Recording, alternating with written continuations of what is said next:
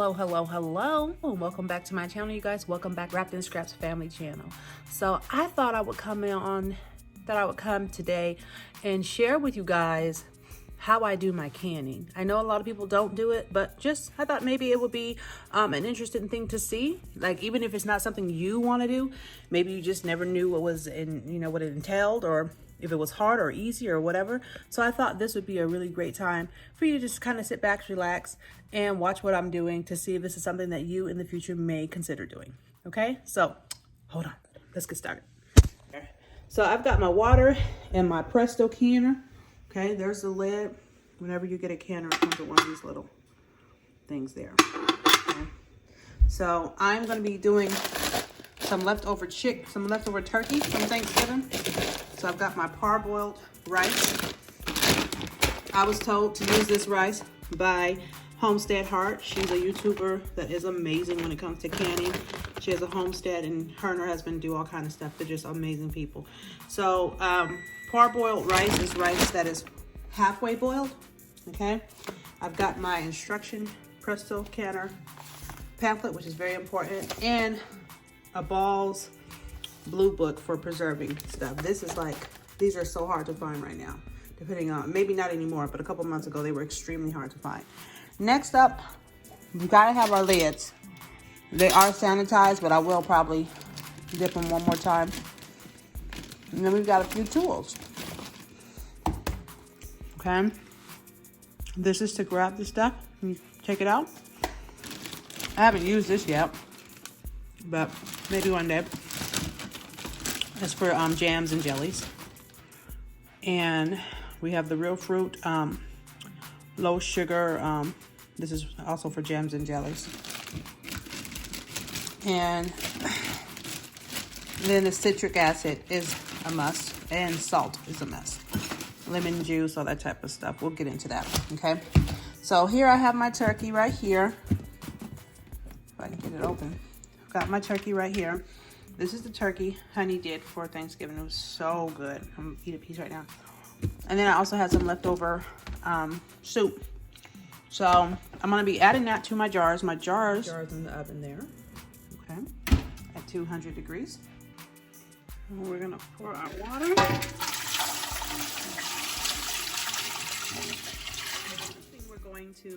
The first thing we're gonna do is we're gonna add some vinegar to this pot here, because we don't want it to leave a water stain, even though there's already some in there. We put 3 quarts of water in there. Okay, so we've got our distilled vinegar here. We're gonna just pour maybe just a little bit. There we go. That's enough. Okay, so what I've done so far is I've put my water on. I put 3 quarts, which is 8, 9, 10 cups, I believe. I know 1 quart is 16 ounces, I believe. Don't quote me on it. Don't quote me on it. So just make sure you do your measurements, okay? Do your 3 quarts, and like I said, we're going to be canning our turkey. This turkey was so good. Oh my God, my husband, he smoked it, but it was just the 2 of us adults and then 3 kids for Thanksgiving this year. So normally the turkey never lasts. We have a lot of people, but this year, being that it was just our immediate family, just ourselves, we still have so much left over, and it was just so good. I'm like, oh, we gotta can that. There's no way I can get rid of it. So I'm gonna get all the tools. Oh, I forgot to show you this little gadget. These 2 are important. Okay, so this one is the lid that picks up the lids like this. It's a magnet, basically, because once you sterilize that, you don't want to touch it with your hands. You want to make sure you keep everything sterile. This is a very sterile process, okay? You do not want to can something and get bacteria in it. Now, I've only canned maybe 3 or 4 times thus far, but I have realized through watching others that you do not want bacteria or anything like that in your stuff. So you have to be very careful when you're canning, and make sure your jars are clean, make sure your lids are clean, make sure the product that you put in there is good, not mildew or bad or spoiled or all of that. You have to really do your due diligence, otherwise you will not be happy with the outcome. Okay, so we've got our parboiled rice, we've got our turkey, and we've got our soup. So I'm going to be making a couple of things. What I'm going to be doing is doing the parboiled rice. with the turkey. I'm gonna get all the jars out of the oven.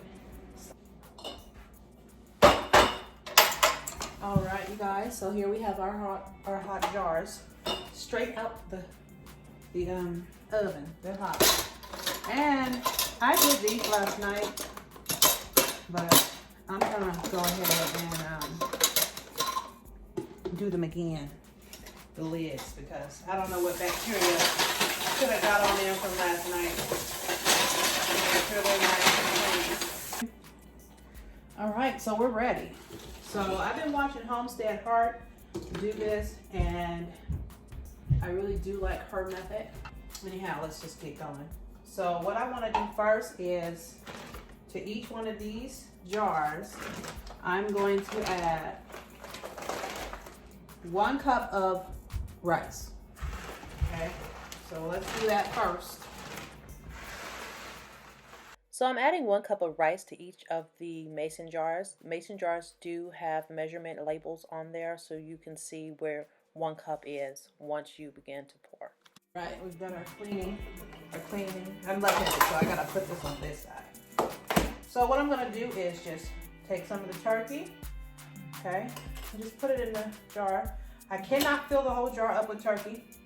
Why, you ask? Well, because I have to leave room for the water for the rice, okay? So that's why.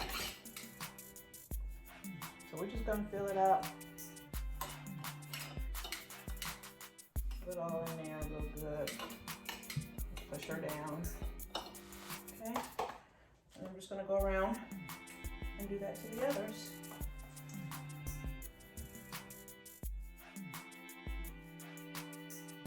Space, as well as we're gonna need, what do you call that? 2 inches of head space, and then of course the room for the water. Got my Instapot on behind me because I am cooking dinner as well as doing this. Double duty. Okay. If I don't do it at the same time, if I can't do everything all at once, some things just would not get done because I have so much that I have to attend to. Them dogs are going at it. Do you guys hear that in the background? You hear those dogs? There was a cat meowing outside of my bathroom window, my bedroom bathroom window, early at like 2 this morning, and I never heard the cat, never seen the cat. I did see a cat, but I don't think that was that cat. We don't really have like a lot of stray cats and dogs running around here where I live. So I'm guessing it was the neighbor's cat, maybe wanting to come back in the house. But whoever cat it was very disruptive. It woke me up. I thought it was a child crying at first. I mean, he was just really, he was consistent. He just wouldn't let it go. It's like, my Lord, please somebody attend to this animal. Okay, so anyhow, we've got the bulk of it in there. Like I said, we're gonna push it all down. The reason why you push it down is because you want to compact it. You don't want to leave any air pockets. Air pockets in it is bad, okay? So that's why we're pushing it down. You're like, why is she smushing this down like this? I don't want any air pockets in it. No air pockets. We're gonna do 1 cup of water for each one. No more than that. You see all that bubbling? Okay, that's a cup there.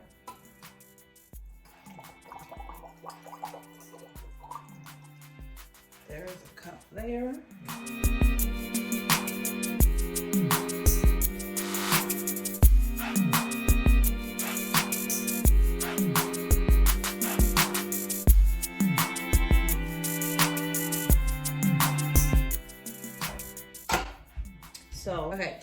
So now we're going to add a teaspoon of salt to each of these. Okay. Teaspoon. And I'm just going to push because I want to make sure there's no bubbles in here. No air bubbles, which is why I put the rice in there first. Okay. We're just pushing and mixing that salt in that we put. And then we're going to wipe the rims with some vinegar. We don't want any type of salt flakes and stuff like that on it. So I'm gonna get a little bit of vinegar, okay? Because what we don't want is for anything to get stuck on there. We don't want that. So we're just gonna wipe around the little granules of salt and all that stuff. As you can see, we don't want that on there.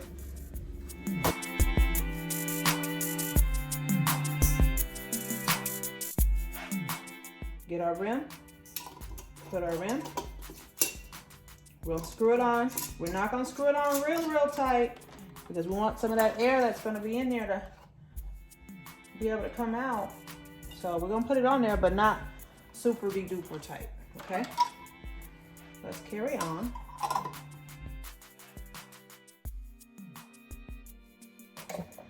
You see? We're gonna set them in there, okay? 2,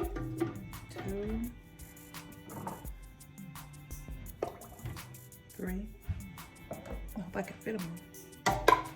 4. I think I will.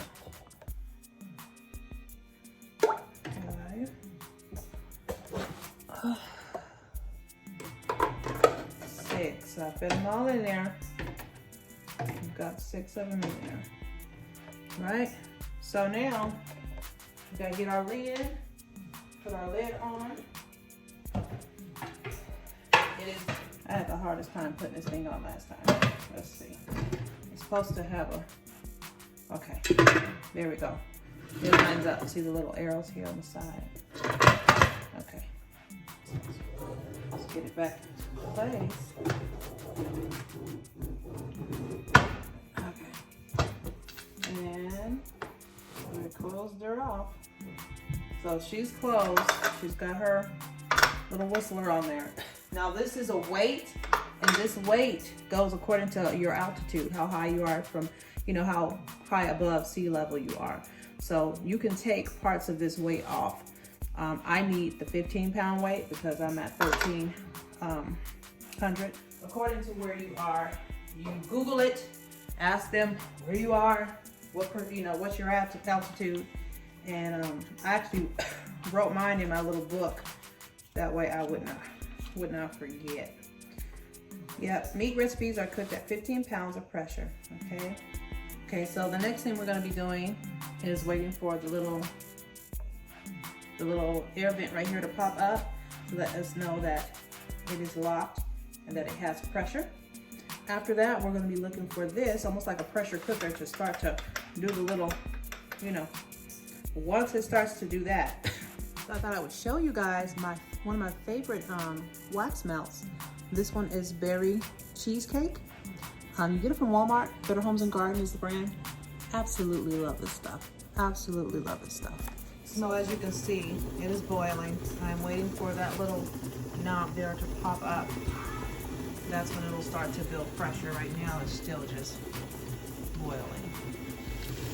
So there you go. There it is. We have built up enough pressure to make that all right. Our rocker's rocking. You see that? So now we set the timer. Alexa, set a timer for 35 minutes. We're just gonna let it do what it do.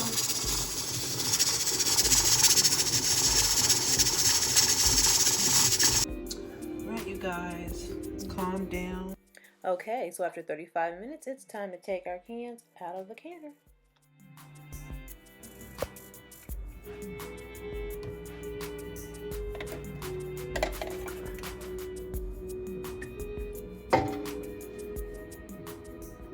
So the cans are extremely hot, so if this is something you choose to do, I suggest you buy one of these little clip jar grabbers that I have there. Don't try and do it with a towel.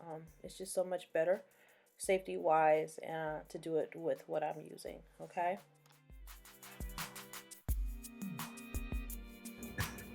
So as you can see, we got all of our canned turkey and rice out. And now what we're gonna do is just unscrew the tops.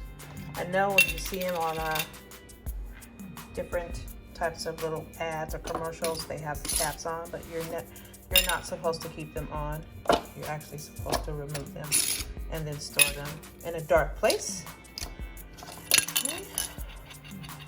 They are hot, which is why I'm handling them the way I am. I just want to make sure that they have a good seal. Make sure the seal's good. All of them are sealed very nicely. And that is that, you guys. And so you guys, that is our canning video. I hope you guys enjoyed it. It is late now, it's later. Canning is not a quick process. It is time consuming.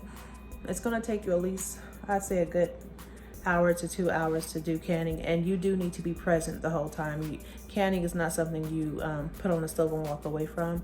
You need to be right there just in case something doesn't go well. So don't be afraid to give it a go. You know, in the times we're living in right now, it's okay to learn how to can and garden and things like that, you know, our ancestors used to do to keep themselves alive. I don't see nothing wrong with it. At least know how to do it. At least acquire the skill. Even if you don't use it, at least know how. Okay, I'm not worried. I mean, these are gonna go into my pantry, and that's food I can just open up and eat. So if all the lights go out or whatever the case may be, I've got a nice amount right there, not including what I already have in the pantry. Okay, so it's just nice to have. I like to keep things around for comfort when it comes to staying alive and keeping my kids alive and fed. So this is what I choose to do. I don't do it all the time, but every once in a while, especially if I have like leftover food, I'll go ahead and take that food and can it. And it's great. It's a great way to not be wasteful. Repurpose, recycle, reuse. You know what I'm saying? So on that note, I will say, stay wrapped in scraps, stay loving you, stay loving God, stay loving life. And we will see each other next time. Hey, and you please subscribe. Subscribe and hit the notification bell, okay? I really need you guys to subscribe if you are watching this video still. If you are still watching, it only takes a second to hit the subscribe button. Go ahead and subscribe, okay? And join and be a part of the Wrapped in Scrap family. All right? So I'll see you next time. Bye, guys.